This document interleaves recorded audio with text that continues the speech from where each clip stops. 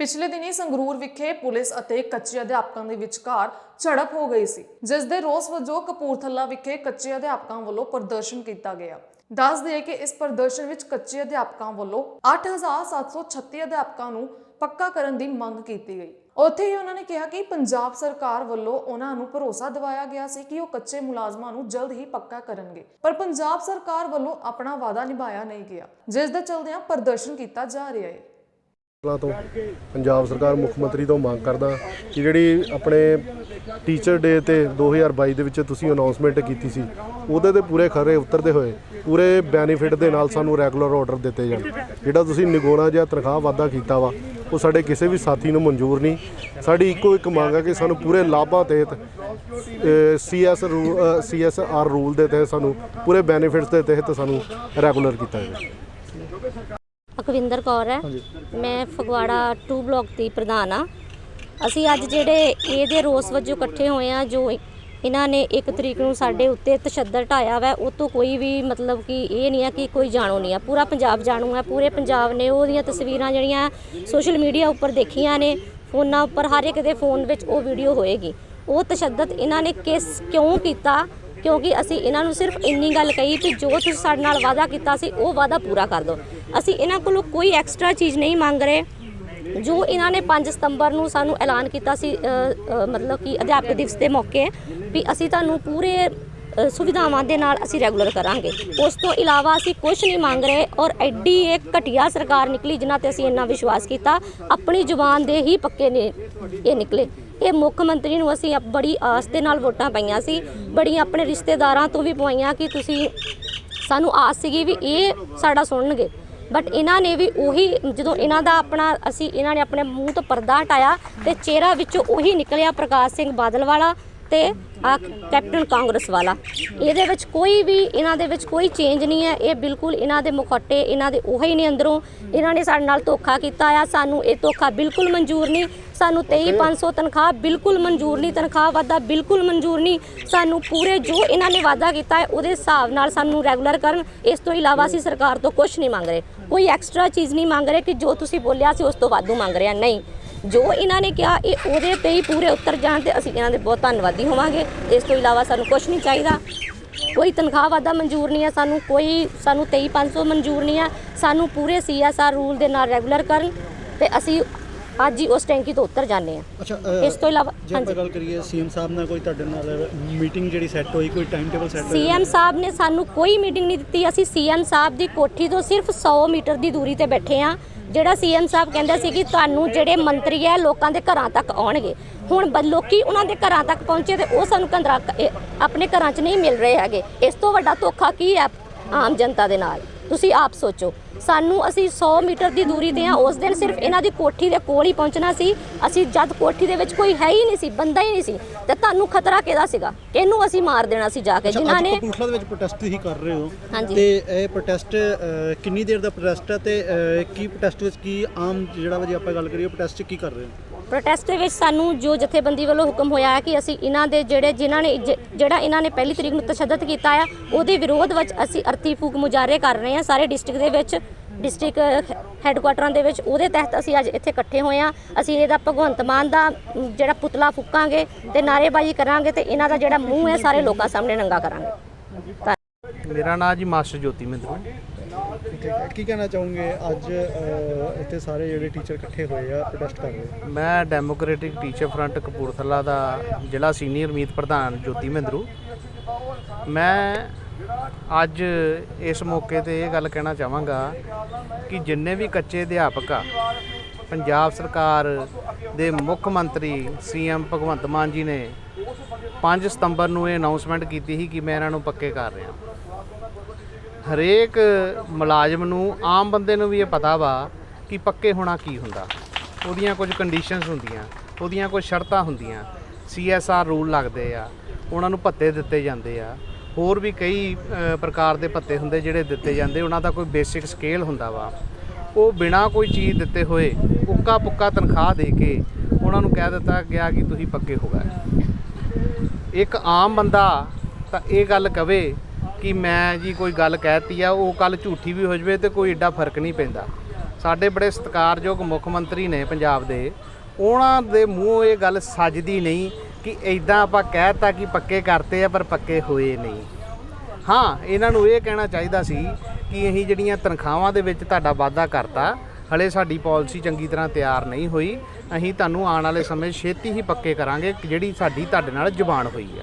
ਕਿਉਂਕਿ ਇਹੀ ਮੁੱਖ ਮੰਤਰੀ ਸਾਹਿਬ ਤੇ ਕੇਜਰੀਵਾਲ ਸਾਹਿਬ ਜਿਹੜੇ ਆ ਇਹਨਾਂ ਭੈਣਾਂ ਭਰਾਵਾਂ ਦੇ ਧਰਨਿਆਂ ਦੇ ਵਿੱਚ ਜਾ ਕੇ ਇਹ ਲਫ਼ਜ਼ ਕਹੇ ਸੀ, ਉਹਦੀਆਂ ਰਿਕਾਰਡਿੰਗ ਸਾਰੀਆਂ ਸਾਡੇ ਕੋਲ ਪਈਆਂ ਵਾ। ਜਦੋਂ ਵੀ ਉਹ ਕਹਿਣਗੇ ਕਾਪੀ ਚਾਹੀਦੀ, ਅਸੀਂ ਉਹਨਾਂ ਨੂੰ ਕਾਪੀ ਵੀ ਉਹਦੀ ਦੇ ਸਕਦੇ ਹਾਂ, ਜਿਹਦੇ ਵਿੱਚ ਉਹਨਾਂ ਨੇ ਇਹ ਕਿਹਾ ਸੀ ਕਿ ਅਸੀਂ ਤੁਹਾਡੇ ਵੱਡੇ ਭਾਈ ਆ, ਜਿਹੜੀਆਂ ਸਾਡੀਆਂ ਛੋਟੀਆਂ ਭੈਣਾਂ ਵਾ ਅਸੀਂ ਉਹਨਾਂ ਦੀ ਬੇਅਦਬੀ ਨਹੀਂ ਹੋਣ ਦੇਵਾਂਗੇ, ਉਹਨਾਂ ਦੀ ਬੇਪਤਵੀ ਨਹੀਂ ਹੋਣ ਦੇਵਾਂਗੇ।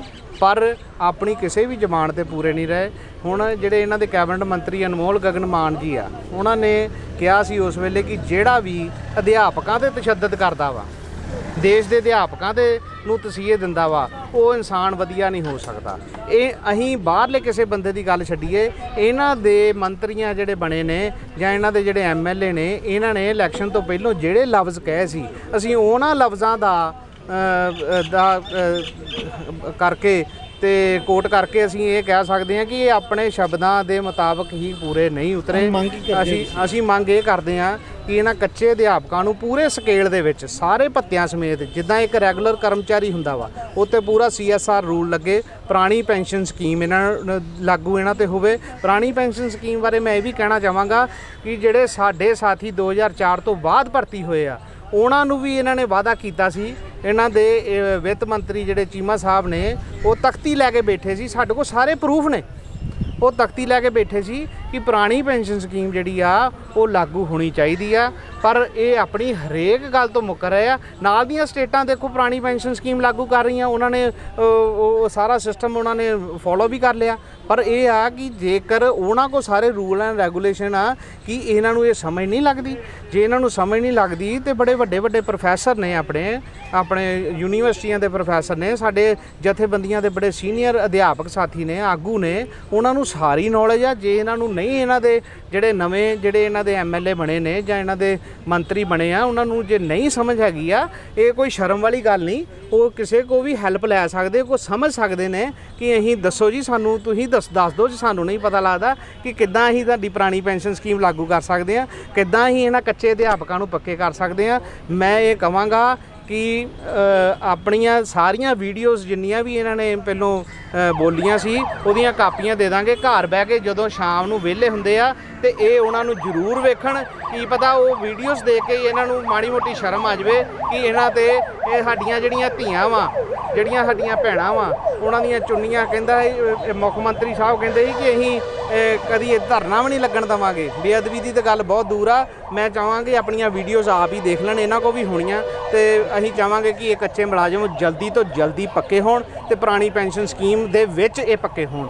Thank you. ਮੇਰਾ ਨਾਂ ਜੀ ਪੰਕਜ ਬਾਬੂ ਆ। ਮੈਂ 8736 ਕੱਚੇ ਅਧਿਆਪਕ ਯੂਨੀਅਨ ਤੋਂ, ਕਪੂਰਥਲੇ ਤੋਂ ਜ਼ਿਲ੍ਹਾ ਪ੍ਰਧਾਨ ਜੀ।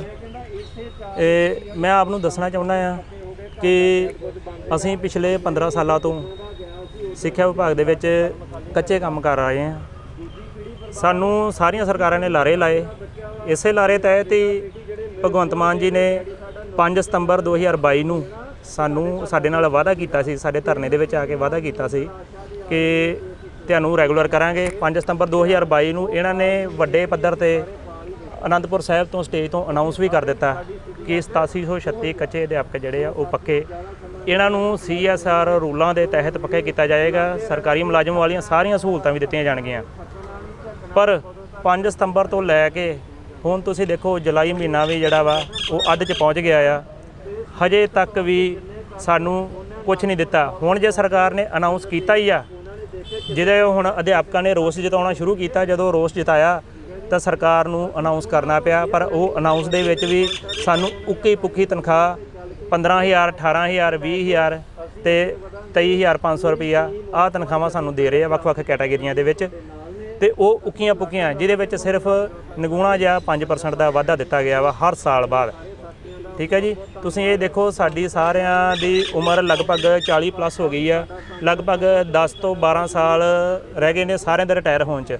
ਜਦੋਂ ਤੱਕ ਅਸੀਂ ਰਿਟਾਇਰ ਹੋਵਾਂਗੇ 10-12 ਸਾਲਾਂ 'ਚ, ਉਦੋਂ ਤੱਕ ਸਾਡੀ ਮਸਾਂ 30, 32, 35,000 ਤਨਖਾਹ ਹੋਏਗੀ। 10-12 ਸਾਲਾਂ ਬਾਅਦ ਇੰਨੇ ਪੈਸੇ ਦੀ ਕੀ ਵੈਲਿਊ ਰਹਿ ਜਾਏਗੀ। ਇਸ ਕਰਕੇ ਸਾਡੀ ਇਹੀ ਮੰਗ ਆ ਪੰਜਾਬ ਸਰਕਾਰ ਤੋਂ ਕਿ ਜੋ ਤੁਸੀਂ ਵਾਅਦਾ ਕੀਤਾ ਸੀ ਸਾਡੇ ਨਾਲ ਕਿ CSR ਰੂਲਾਂ ਤਹਿਤ ਸਾਨੂੰ ਰੈਗੂਲਰ ਕੀਤਾ ਜਾਵੇ, ਉਹ ਸਾਨੂੰ ਰੈਗੂਲਰ ਦੇ ਆਰਡਰ ਦਿੱਤੇ ਜਾਣ ਤੇ ਜਲਦ ਤੋਂ ਜਲਦ ਦਿੱਤੇ ਜਾਣ, ਕਿਉਂਕਿ ਲਗਭਗ 1 ਸਾਲ ਹੋ ਗਿਆ ਆ ਤੁਹਾਨੂੰ ਅਨਾਉਂਸ ਕੀਤਿਆਂ ਨੂੰ। ਇਹ ਰੈਗੂਲਰ ਦੇ ਆਰਡਰ ਸਾਨੂੰ ਜਲਦ ਤੋਂ ਜਲਦ ਦਿੱਤੇ ਜਾਣ। ਨਾਲ ਹੀ ਆਪਦੇ ਚੈਨਲ ਦੇ ਜ਼ਰੀਏ ਮੈਂ ਮੁੱਖ ਮੰਤਰੀ ਪੰਜਾਬ ਜੀ ਨੂੰ ਇਹ ਵੀ ਪੁੱਛਣਾ ਚਾਹੁੰਦਾ ਆ ਕਿ 2022 ਦੇ ਵਿੱਚ ਜਦੋਂ ਅਜੇ ਇਲੈਕਸ਼ਨ ਨਹੀਂ ਹੋਏ ਸੀ, ਉਦੋਂ ਸਾਡੇ ਨਾਲ ਕਿਹੜਾ ਇਦਾਂ ਦਾ ਗੁੜ ਲੱਗਾ ਸੀ ਵੀ ਜਿਹੜਾ ਤੁਸੀਂ ਮੱਖੀਆਂ ਵਾਂਗੂ ਆਣ ਕੇ ਮੁਹਾਲੀ ਸਾਡੇ ਧਰਨੇ ਦੇ ਵਿੱਚ ਸਾਡੇ ਨਾਲ ਬਹਿੰਦੇ ਸੀ, ਸਾਡੇ ਗੋਡੇ ਨਾਲ ਗੋਡਾ ਲਾ ਕੇ ਸਾਡੇ ਨਾਲ ਬਹਿੰਦੇ ਸੀ ਤੇ ਸਾਨੂੰ ਵਾਅਦੇ ਕਰਦੇ ਸੀ ਵੀ ਸਾਡੀ ਸਰਕਾਰ ਆਉਣ ਦਿਓ, ਸਾਡਾ ਸਾਥ ਦਿਓ, ਸਾਨੂੰ ਵੋਟਾਂ ਪਾਓ, ਸਾਡੀ ਸਰਕਾਰ ਆਏਗੀ ਤੇ ਤੁਹਾਨੂੰ CSR ਰੂਲਾਂ ਤਹਿਤ ਰੈਗੂਲਰ ਮੁਲਾਜ਼ਮ ਵਾਂਗ ਪੱਕੇ ਕੀਤਾ ਜਾਊਗਾ, ਤੁਹਾਨੂੰ ਸਾਰੀਆਂ ਸੁਵਿਧਾਵਾਂ ਦਿੱਤੀਆਂ ਜਾਣਗੀਆਂ। ਤੇ ਹੁਣ ਉਹ ਕਿਹੜਾ ਗੁੜ ਸਾਡੇ ਨਾਲੋਂ ਲੱਥ ਗਿਆ ਕਿ ਤੁਸੀਂ ਸਾਡੇ ਨਾਲ ਮੀਟਿੰਗ ਵੀ ਨਹੀਂ ਕਰਕੇ ਰਾਜੀ, ਸਾਡੀ ਬਾਤ ਹੀ ਨਹੀਂ ਪੁੱਛ ਰਹੇ। ਅੱਜ 22 ਦਿਨ ਹੋ ਗਏ ਆ, ਸਾਡਾ ਸਾਥੀ ਇੰਦਰਜੀਤ ਸਿੰਘ ਮਾਨਸਾ ਉਹ ਸੰਗਰੂਰ ਦੇ ਵਿੱਚ ਟੈਂਕੀ ਦੇ ਉੱਤੇ ਚੜ੍ਹਿਆ, ਇੰਨੀ ਅੱਤ ਦੀ ਗਰਮੀ ਦੇ ਵਿੱਚ, ਜਿੱਥੇ ਏਸੀਆਂ ਥੱਲੇ ਲੋਕਾਂ ਨੂੰ ਗਰਮੀ ਲੱਗ ਰਹੀ ਆ, AC ਵੀ ਫੇਲ ਹੋ ਗਏ ਆ, ਪਰ ਉਹ ਸਾਥੀ ਕੜੀ ਧੁੱਪ ਦੇ ਵਿੱਚ ਟੈਂਕੀ ਦੇ ਉੱਤੇ ਸੜ ਰਿਹਾ ਆ। ਤੇ ਇਸ ਮੁੱਖ ਮੰਤਰੀ ਭਗਵੰਤ ਮਾਨ ਨੇ ਅਜੇ ਤੱਕ ਸਾਰ ਨਹੀਂ ਲਈ, ਇੱਕ ਵੀ ਮੀਟਿੰਗ ਨਹੀਂ ਦਿੱਤੀ। ਹੁਣ ਮੰਗ ਕੀ ਕਰਦੇ? ਹੁਣ ਸਾਡੀ ਇਹੀ ਮੰਗ ਆ ਕਿ ਸਾਨੂੰ ਜੋ ਤੁਸੀਂ ਵਾਅਦਾ ਕੀਤਾ ਸੀ ਉਹ ਵਾਅਦਾ ਸਾਡੇ ਨਾਲ ਪੂਰਾ ਕੀਤਾ ਜਾਵੇ।